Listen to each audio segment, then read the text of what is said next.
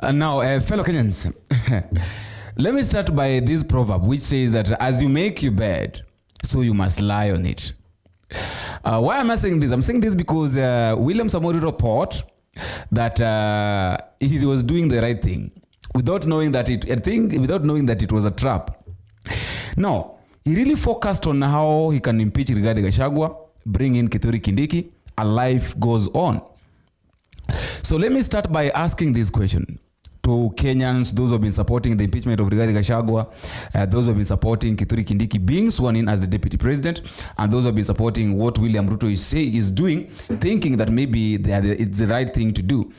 That now, impeachment of Rigathi Gachagua and bringing in Kithure Kindiki, life is going to change, right?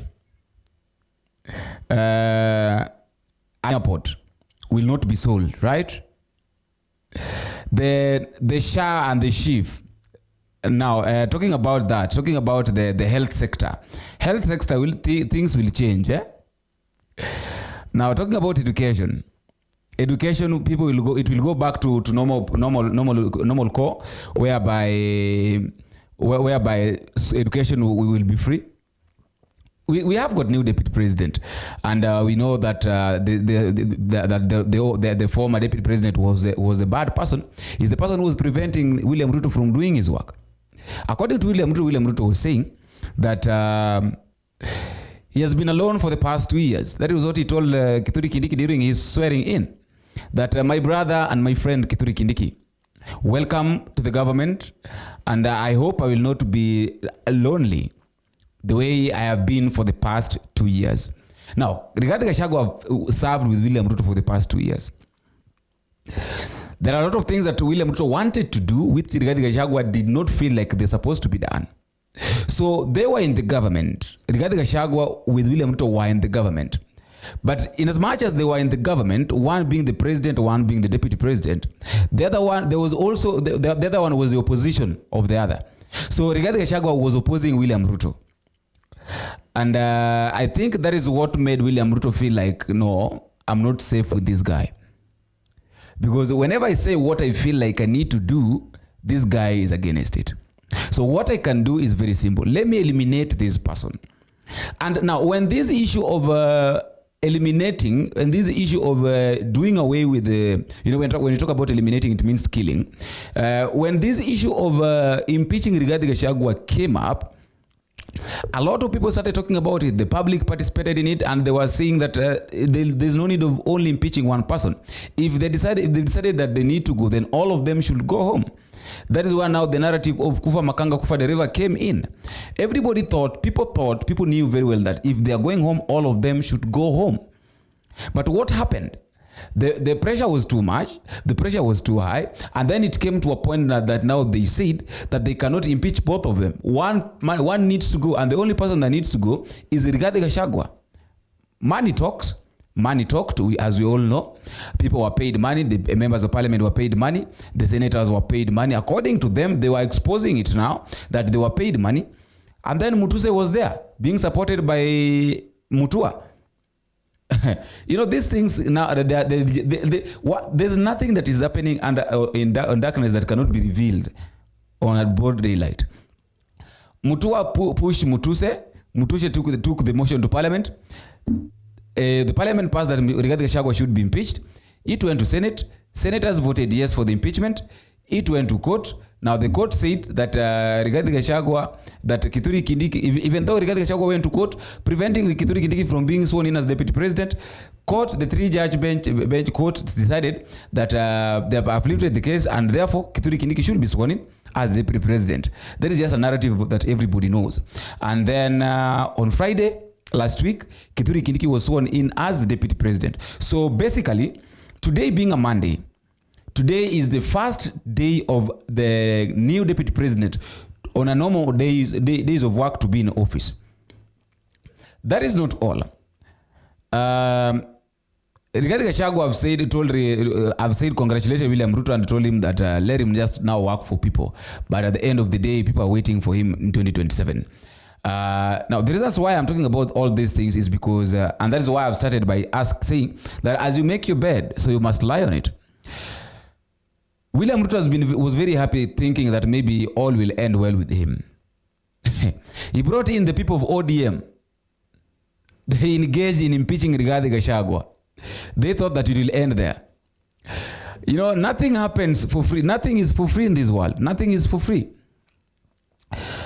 And then Caleb Amisi right now is saying, is really exploding. I've really exploded something that really shook. I know it shook William Ruto together with the Kenya Kwanza government.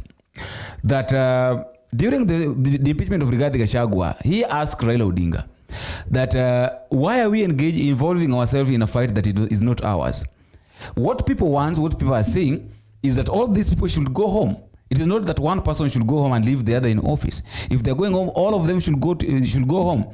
And then Raila told him one thing, that taking all of them at the same time is going to be very tricky. Taking all of them home at the same time is going to be very tricky. Now, what we can do is very simple. We have got the opportunity to take Rigathi Gachagua home. What we do is we support the impeachment of Rigathi Gachagua.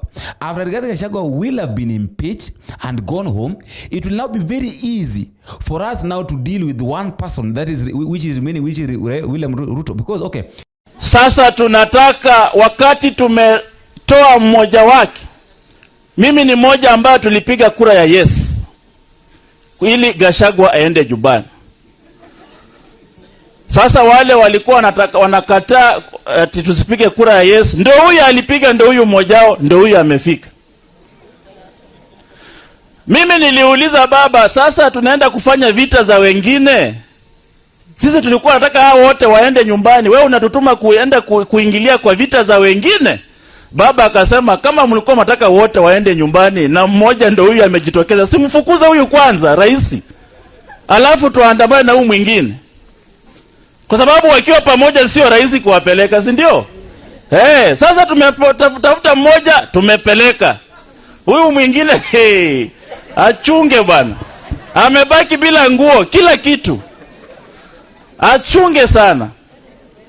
Sasa hiyo ndio kazi tulipewa na baba. Wale ambao mlikuwa mnasema kwa nini mnapiga Yesu, munisamee, nilifuata. In my point of view, I thought that maybe Raila was seeing this thing this way. Of course, taking them all at the same time is going to be very difficult, because you know you must find the clear reasons why we're taking all of them home, even though Rigathi Gachagua's reasons were not clear. But we also need to look at it. I think we looked at it this way, that if we bring in the impeachment of Rigathi Gachagua, William Ruto is going to support it, and by William Ruto supporting the impeachment of Rigathi Gachagua, his deputy, the public will see the kind of president that we have. And of course, it was brought. Within a few days, William Samoei himself nominated Kithure Kindiki. So it means that according to him, he also wanted Rigathi Gachagua to be impeached. It's only that maybe he had got no that opportunity to impeach Rigathi Gachagua. So when this thing was brought, he hurried to appoint someone, to nominate someone to replace Rigathi Gachagua. So are you seeing? So if these people were looking for clear reasons of impeaching William Ruto now, I think now they have all the information, because they will start by asking that why did you decide to impeach your deputy president? Sorry. What crimes did your deputy president do that forced you to impeach him, support his impeachment? None. So are you seeing? William Ruto is exposed. So if at all maybe these are the steps that maybe these people wanted, these are the things that these people wanted to gather the evidence of maybe now finding ways of impeaching William Samoei Ruto, it will be very easy. Because right now, they are saying that they are going for William Samoei Ruto. And Caleb Amisi said this, and today in the morning, he was urging the Gen Zs. I don't know why these people feel like now the only people who can talk, who can say sense are the Gen Zs. Because Caleb Amisi is telling the Gen Zs that the Gen Zs should push their members of parliament from various places, should push members of parliament for the impeachment of William Samoei Ruto. Be done is when the members of parliament report to parliament next week. the Gen Z needs to force those members to impeach the president. And any member of parliament who will not vote for impeachment of the president, they occupy their homes. That's the only way. This war must now turn to the members of parliament, and they force them. If I bring a vote of no confidence against the President William Ruto, I expect 349 members of parliament to support me. If they don't support me, then their homes are occupied. They need to force members of parliament to impeach the president. That's what we need to do. We don't need to put Gen Zs on the streets to be killed.